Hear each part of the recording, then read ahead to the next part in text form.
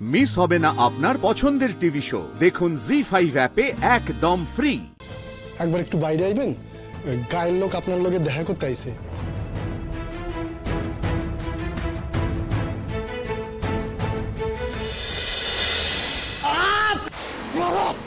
আস্তে কাম করতে পারস না? বাবা, এ তো বেশ বড় ঘা হইয়া গেছে। এই দিন বাইর কইছিলাম, দাদা ইঞ্জেকশনটা নিয়ে নেন, শুনলেন না, কইলেন আমার নাকি অভ্যাস আছে। আছে তো, এর আগে কি আমার কাটাছেড়া হয় নাই? হকগল সময় কি আমি ইঞ্জেকশন নিছি? দাদা, বিপদ কখন আসে ইয়া কি আর কখন যায়? সময় যখন খারাপ হইল তখনই। থাক থাক, হইছে, আর গান দিতে হইব না। যা করো না তুমি করো এখন। ও একবার ডাক্তারখানায় জ্ঞান সাক্ষী বাড়াইতে চাইছো, ডাক্তারখানায় গেলে ওই ডাক্তার আমার দেখা জিগাইবে না কি কইরা হইছে, তখন আমি কি কমু? তার উপর ওই ডাক্তার ময়নার বাপের খুব কাছের লোক, কইয়া দিলেই হলো। সেদিন ময়নার বাপ তো আমার এই প্রশ্ন হারিয়ে জিগাইছিল কি কইরা হইছে। থাক থাক, আর কোনো দরকার নাই, যা করো না তুমি করো, যাও।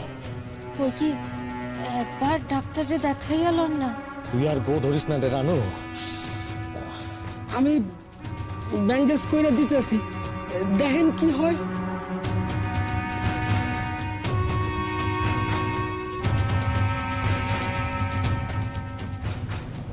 আস্তে আসেন।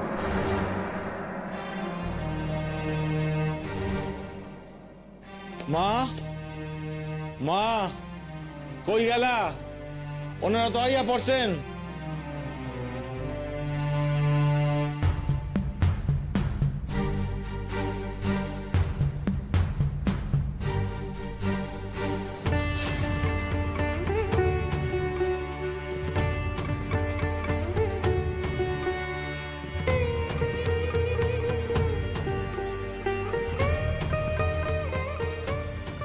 তোমার একই চেহারা হয়েছে বড় বৌদি? যার ছেলে আর মেয়ে দুজনেই হারিয়েছেন, তার চেহারা এর থেকে ভালো কি হবে বলুন?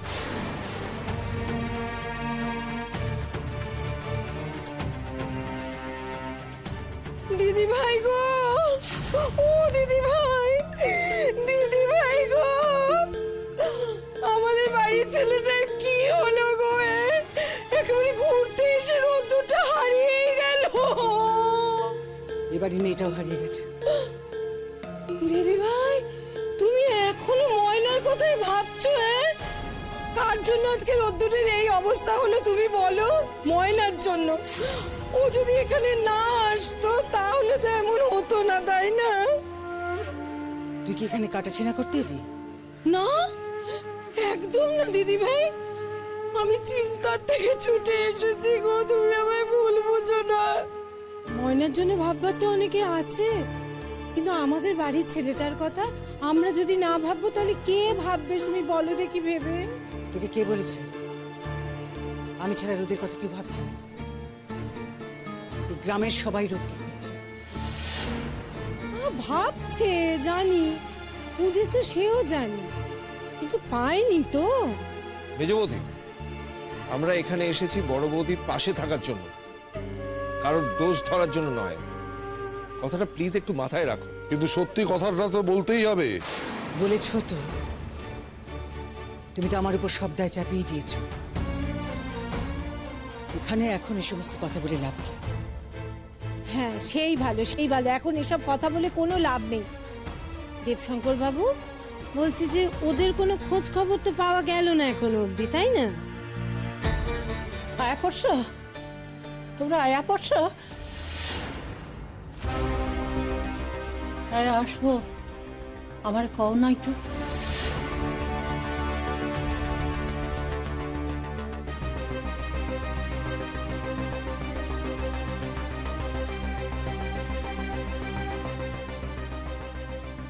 মনের একটু কও না, আমার একটু দর্শন দিক, মনের দীক্ষা আমার চক্ষুটা সার্থক করি।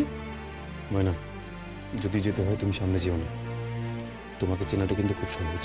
না না, কিন্তু তাহা মনে হইতেছে এরা কিন্তু বাসার মালিক চেনেন। অবশ্য এটা হইতে পারে, রাজারামের লোকজন কিন্তু এই গ্রামে থাকতে পারে।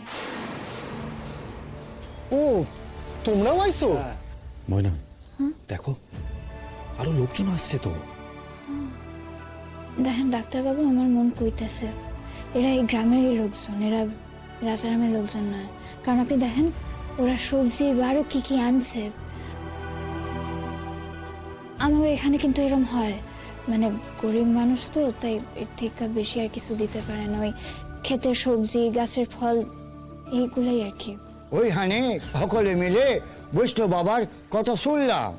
কেমন চমৎকার করছেন কাল, তোমার ঘরে সব শুনছি। হগলে কইতাছে আমাগো পুরান বাবা নতুন রূপে ফিরে আইছে আমাগো গায়ে, এবার আমাগো দুঃখ বুঝবো। সবই তার দয়া। আমরা ওনার সাথে দেখা করুম, একবার ডাহেন না ওনারে। খারাও তোমরা, ডাকতাছি। ময়না, ব্যাপারটা আমার ঠিক লাগছে না। কেন, কি হইল? বৈষ্ণব বাবা, হ্যাঁ ভিতরে আসুন। একবার একটু বাইরে আইবেন, গায়ের লোক আপনার লগে দেখা করতে আইছে।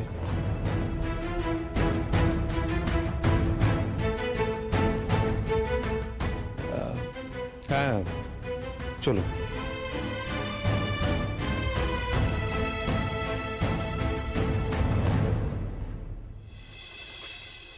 বৈষ্ণব বাবা আইছে, বৈষ্ণব বাবা আইছে। তুমি ফিরে আইছো অন্য রূপে। আমাকে তো চাইলে আর যাইবেন না, কথা দেয়। আপনি এরকম করবেন? আপনি একটু থামুন আপনারা। এই তোমরা দাদা আনছো সব বৈষ্ণব বাবার পায়ে দাও। দাঁড়ান, এইসব কি? আমরা আমাগো খেতে সবজি আনছি আপনার লাইগা, আগেও তো আনছি, নতুন তো নয়। হ আমরা হক গলে মিলাই তো ওনার জন্য খাবার জুটাইতাম, না হইলে উনি বৈষ্ণব মানুষ, খাবার পাইবেন কোন হানে। রাখো গো রাখো, বাবার জন্য যা আনছো তোমরা এইখানে রাখো।